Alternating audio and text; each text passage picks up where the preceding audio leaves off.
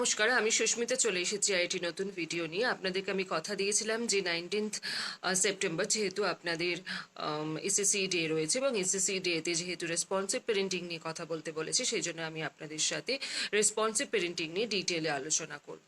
আমি শুধুমাত্র কিন্তু এই ভিডিওটি আজকে আপনাদের জন্য বানাচ্ছি না, বিশেষ করে আইসিডিএস দিদিমণিদের জন্য বানাচ্ছি না। আমি কিন্তু এই ভিডিওটি বিভিন্ন রকম কেয়ার গিভার্সদের জন্য, যেমন মা, পরিবারের অন্যান্য সদস্য, অন্যান্য যারা কেয়ার গিভার্স রয়েছেন তাদের প্রত্যেকের জন্য বানাচ্ছি।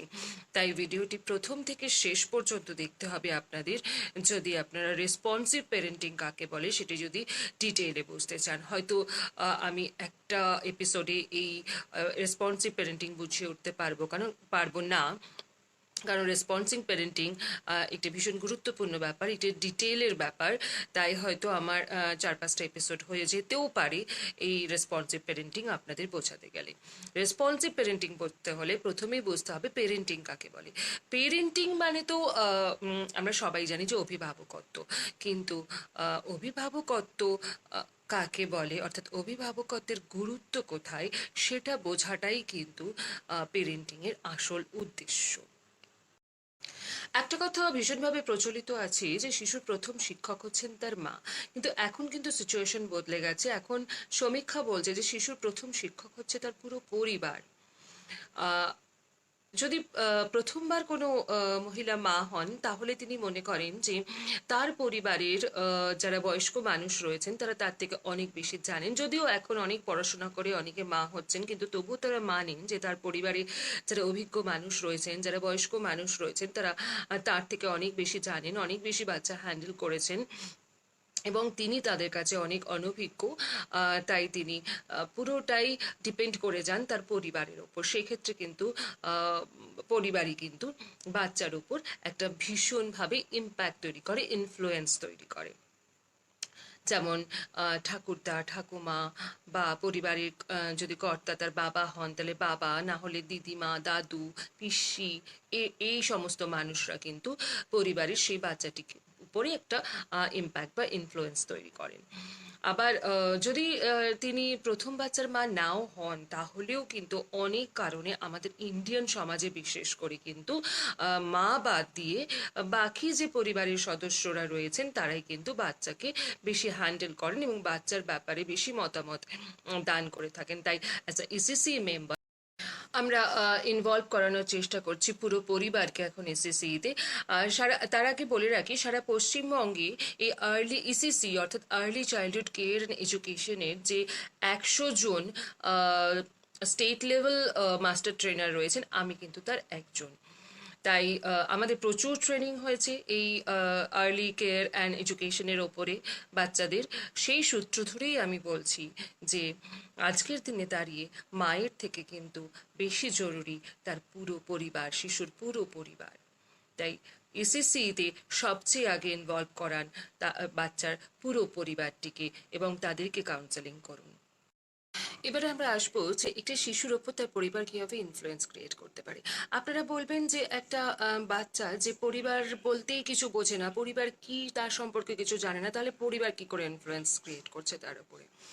দেখুন, একটা ব্যাপারে তো আমরা নিঃসন্দেহ যে শিশু তার প্রাথমিক শিক্ষা, তার প্রথম শিক্ষা কিন্তু তার পরিবার থেকেই শিখতে শুরু করে এবং একটি মানুষ তার প্রথম শিক্ষা মায়ের গর্ভাবস্থা থেকে স্টার্ট করে। তাহলে জন্মের পর তার এই শিক্ষাটা যেটা গর্ভাবস্থায় সে শিখছিল সেটা কিন্তু কন্টিনিউড হয়।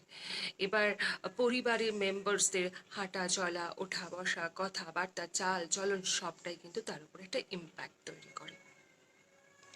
তাই এই সময়ে, এই বয়সটাতে যদি তার নেগেটিভ প্যারেন্টিং হয়ে যায়, তাহলে কিন্তু শিশুর ক্ষতি হওয়ার সম্ভাবনা থাকে।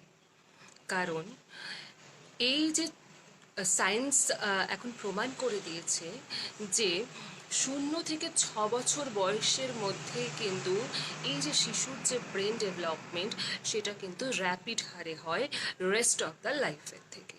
তাহলে বাচ্চাকে আপনি যা শেখাবেন এই 0 থেকে 6 বছর সময়টার মধ্যে, এই পিরিয়ডটার মধ্যে, সেটার কিন্তু একটা বিরাট ইম্প্যাক্ট রয়েছে তার রেস্ট অফ দ্য লাইফের ওপরে।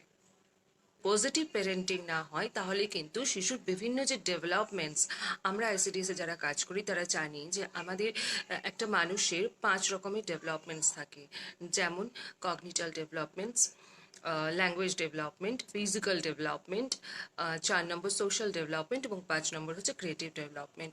এবার বাংলাতে যদি বলি তাহলে প্রথমটি হচ্ছে বৌদ্ধিক বিকাশ, দ্বিতীয় ভাষার বিকাশ, তৃতীয় শারীরিক বিকাশ, 4 নম্বর সামাজিক বিকাশ এবং 5 নম্বর হচ্ছে নান্দনিকতা বা সৃজনশীলতার বিকাশ। এই 5টা বিকাশই কিন্তু ব্যাহত হবে যদি তার পজিটিভ প্যারেন্টিং ছোট থেকে না হয়। অর্থাৎ তার ফিজিক্যাল মেন্টাল 2 রকমের ডেভেলপমেন্টই কিন্তু ব্যাহত হচ্ছে যদি তার পরিবারের মধ্যে কোনো সমস্যা থাকে। এবার আমরা দেখব যে পজিটিভ প্যারেন্টিংটা তাহলে কি।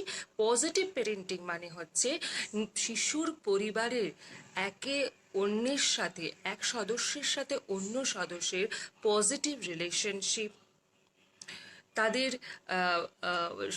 বন্ধন, মানসিক বন্ধন, নির্ভরশীলতা, এই সমস্ত কিছুই কিন্তু পজিটিভ প্যারেন্টিং এবং শিশুর উপর একটা বিশাল ইম্প্যাক্ট তৈরি করে। যদি সে পজিটিভের জায়গায় নেগেটিভ হয়ে যায়, শিশু কিন্তু নেগেটিভলি বড় হতে শুরু করে এবং সেটা কিন্তু তার পক্ষে হার্মফুল। বুঝলাম যে পজিটিভ প্যারেন্টিংটা শিশু ডেভেলপমেন্টের জন্য, বিভিন্ন রকম ডেভেলপমেন্টের জন্য ভীষণভাবে জরুরি। এখন আপনারা প্রশ্ন করবেন যে তাহলে তো শিশুর শৈশবে কেন, কৈশোরে যাক, যৌবনে যাক, তখন শিখবে, পজিটিভ প্যারেন্টিং তখনও দেওয়া যাবে। অনেক বাবা মা তো বলেই থাকেন, আরে ছাড়ো না, এখন বড় হলে আপনি আপ শিখে যাবেন। না, সায়েন্স বলছে 0 থেকে 6 বছর বয়স শেখার জন্য উপযুক্ত সময় এবং রেস্ট অফ দ্য লাইফ 6 বছরের পরে শিশুর লার্নিং ক্যাপাসিটি আস্তে আস্তে কমতে থাকে। এবার আমি সায়েন্সের মেথডে আসব এই ব্যাপারটা বোঝানোর জন্য যে why 0 to 6 years is so important for learning. কেন গভর্নমেন্ট এত এত কোটি কোটি টাকা খরচা করে ইসিসি শুরু করলেন? ইসিসি অর্থাৎ early childhood care and education কেন শুরু করলেন? কেন এত টাকা খরচা করা হচ্ছে ইসিসির পেছনে? কেন এত এত ট্রেনিং করানো হচ্ছে আমাদেরকে, আপনাদেরকে এই ইসিসি লার্নিং এর জন্য? আমি সায়েন্সে আসছি। আমাদের ব্রেন ছাড়া কিন্তু আমরা কোনো কাজ করতে পারবো না। আমাদের যে ব্রেন সেটি 5টি কম্পোনেন্টস দিয়ে তৈরি এবং এই 5টি কম্পোনেন্টস আমাদের মধ্যে 5 ধরনের স্কিল বা ফ্যাকাল্টি ডেভেলপমেন্টে কিন্তু রেসপন্সিবল।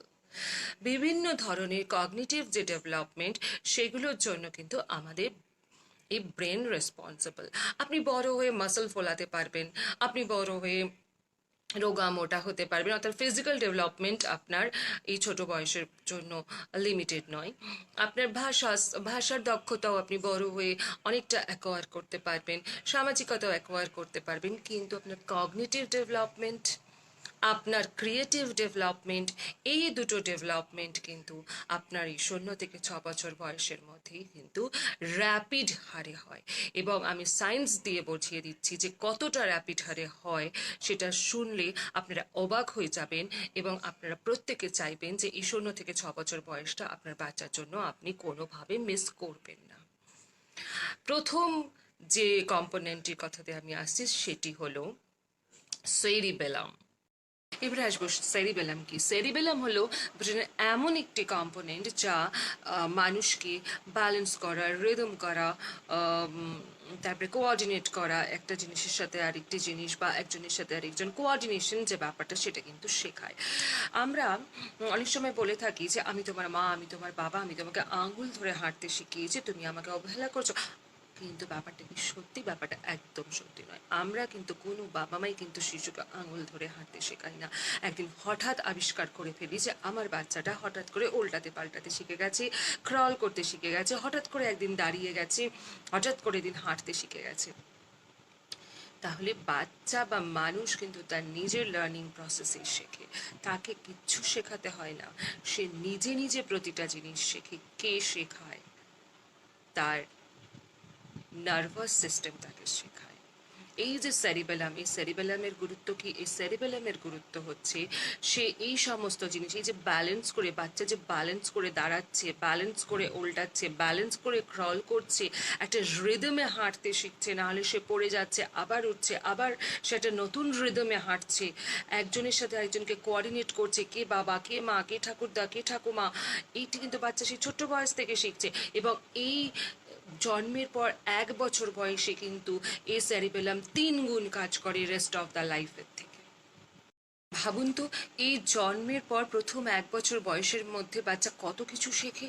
বাচ্চা দেখতে শেখে, শুনতে শেখে না। কোনো বাচ্চা কিন্তু তার দৃষ্টিশক্তি বা শ্রবণ শক্তি বা ঘ্রাণ শক্তি এগুলো নিয়ে কিন্তু জন্মায় না। সবই কিন্তু জন্মের পর কিন্তু শুরু হয় এই জিনিসগুলো শেখা।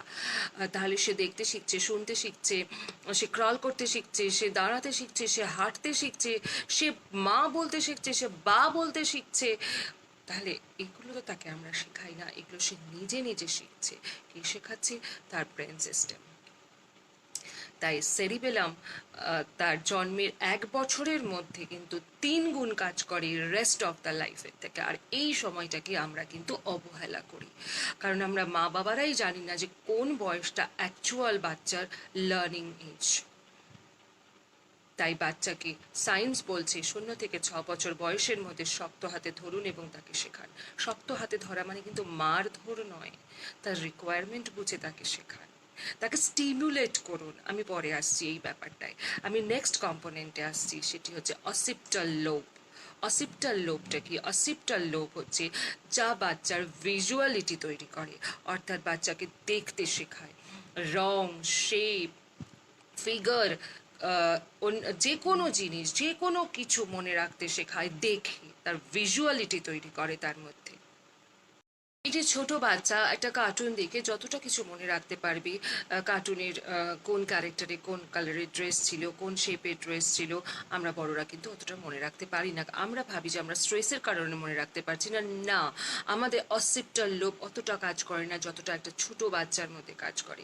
সেই জন্যই কিন্তু বাচ্চাদের এখন ভিজুয়াল, অডিও ভিজুয়াল যে সিস্টেম, সেই সিস্টেমে কিন্তু পড়াশোনা চলে এসেছে। আমাদের সময় কি ছিল? আমাদের সময় বই ধরিয়ে দেওয়া হতো এবং বলা হতো নামটা মুখস্থ করো, দেখে পড়ো, মানে সেন্টেন্স দেখে দেখে পড়ো, মুখস্থ করো, মুখস্থ করে করে পড়ো। কিন্তু এখন চলে এসেছে অডিও ভিজুয়াল সিস্টেম।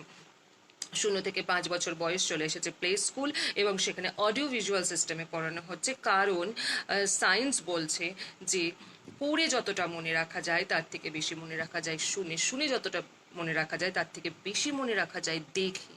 আপনি কোনো বইয়ে পড়লেন আটলান্টিক সাগর সম্পর্কে, এবং আপনি যদি আটলান্টিক সাগর সচক্ষে দেখে আসেন, কোনটা বেশি মাথায় থাকবে? এটা আপনি দেখছেন সেটা। আর এই দেখার ব্যাপারটা তৈরি হচ্ছে একদম ছোট বয়সে অসিপ্টাল লোবের মাধ্যমে, কারণ অসিপ্টাল লোব সেই সময় সবচেয়ে বেশি কাজ করে। আপনার বাচ্চাকে এই 0 থেকে 6 বছর বয়সের মধ্যে আপনি যতটা বেশি দেখিয়ে পড়াতে পারবেন, যতটা বেশি ভিজুয়ালিস্টিক করতে পারবেন, সে কিন্তু রেস্ট অফ দ্য লাইফ ততটাই বেশি ক্রিয়েটিভ হবে, ততটাই বেশি ব্রেনি হবে। তবে সবসময় আমরা যে দেখেই মনে রাখবো এমন নয়। আমাদের সময় অনেক সময় হাতের কাছে ভিজুয়াল কিছু থাকে না, তখন আমাদের কিন্তু শুনে মনে রাখতে হয়। তাহলে অডিটরি সিস্টেম স্ট্রং হয় কোন কম্পোনেন্টের মাধ্যমে? সেটি হচ্ছে টেম্পোরাল লোব। এটি আরেকটি component, third component, temporal lobe. Temporal lobe শুধুমাত্র অডিটরি সিস্টেম নয়, আমাদের মেমারি স্ট্রং করতে, মেমারিকে অ্যাক্টিভেট করে হচ্ছে টেম্পোরাল লোব। টেম্পোরাল লোব কিন্তু 1 থেকে 2 ইয়ার্স এজের মধ্যে সবচেয়ে বেশি কাজ করে। তাই এই সময় আপনি টেম্পোরাল লোবকে যতটা বেশি স্টিমুলেট করতে পারবেন, আপনার বাচ্চার যতটা বেশি অ্যাক্টিভেট করতে পারবেন, আপনার বাচ্চার মেমারি কিন্তু রেস্ট অফ দ্য লাইফ ততটাই স্ট্রং তৈরি হবে। আদারওয়াইজ সে কিন্তু লুজ মেমারির বাচ্চা তৈরি হবে, তার কিন্তু মেমারি উইক হবে। এবং অডিটরি সিস্টেমও কিন্তু মানে শুনে মনে রাখার যে ক্ষমতা, সেটা কিন্তু খুব স্ট্রং তৈরি হবে না।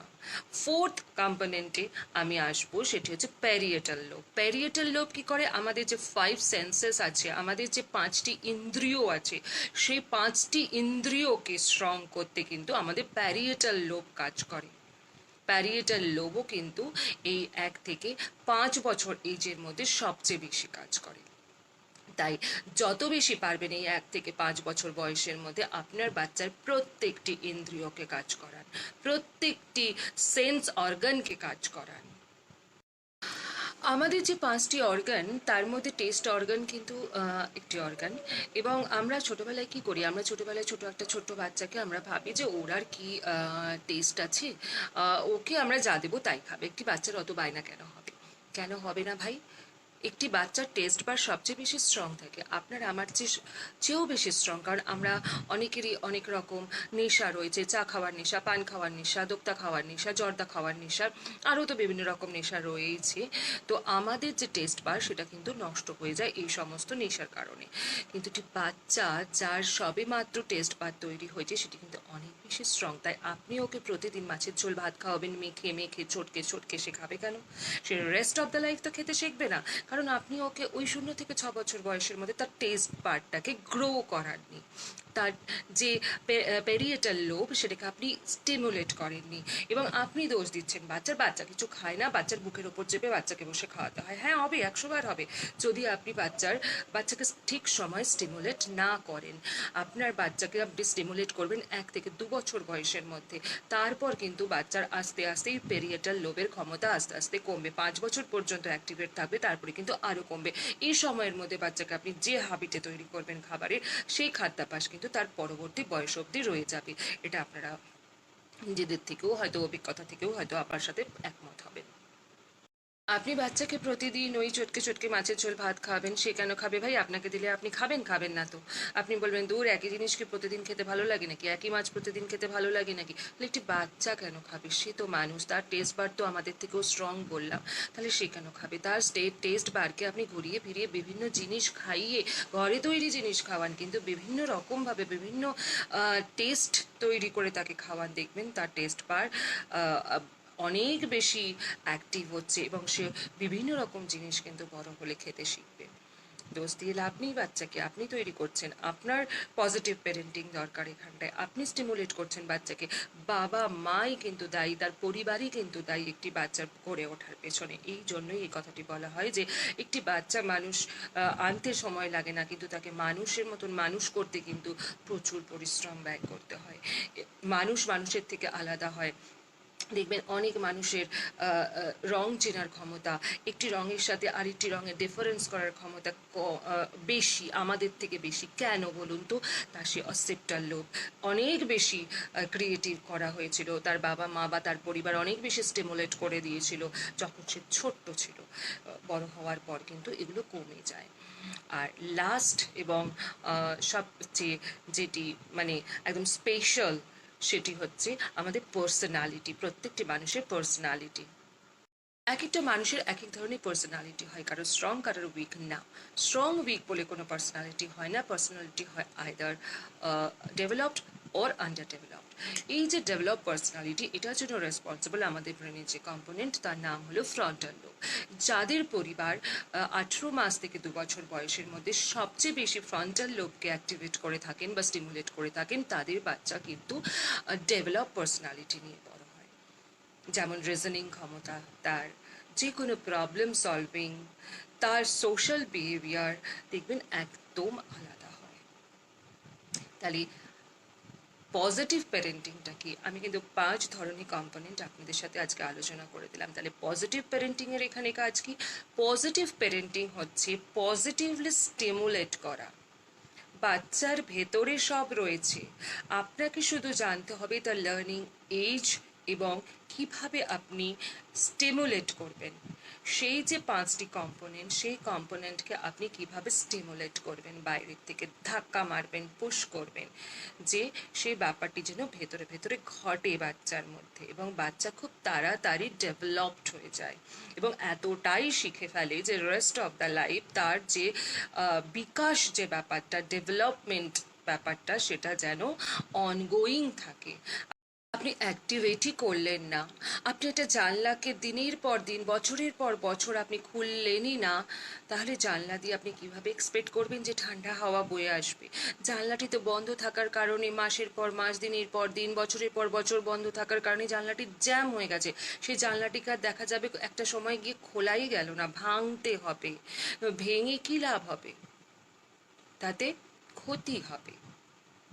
সেই রকম আমাদের ব্রেনও যদি জ্যাম হয়ে যায় কোনো একটি কম্পোনেন্ট, তাকে খোলা কিন্তু খুব মুশকিল, যায় না খোলা, আর খুললেও সেখানে ক্ষত থেকে যায়। সেটি যেভাবে কাজ করা সেভাবে কাজ করে না। একটি বাচ্চার সাথে আপনি যত বেশি কথা বলবেন সে তত তাড়াতাড়ি কিন্তু কথা বলতে শিখবে। একটি বাচ্চার সামনে আপনি যত বেশি মুখ নাড়াবেন, যত বেশি আপনি অ্যাক্টিভিটি দেখাবেন, সে বাচ্চাও কিন্তু তত বেশি অ্যাক্টিভ হতে তৈরি করবে। তাই পজিটিভ প্যারেন্টিংয়ের কাজ হচ্ছে পজিটিভলি স্টিমুলেট করো।